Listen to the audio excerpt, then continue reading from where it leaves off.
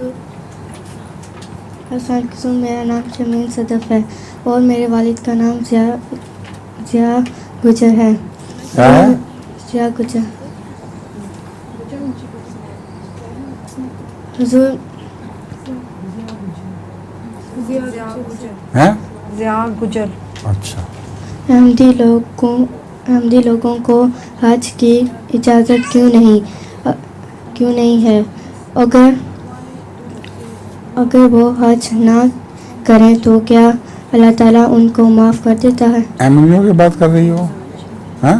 जी अहमदियों को हज की इजाज़त तो है, मगर पाकिस्तान से हज पे नहीं आ सकते क्योंकि हुकूमत पाकिस्तान मुखालिफ है जमात के।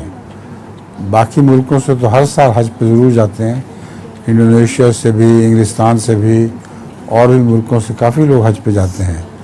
तो हज पे जाना तो मना नहीं है, कोई एक भी हज ऐसा नहीं जिसमें अहमदी हज पे ना गए हों।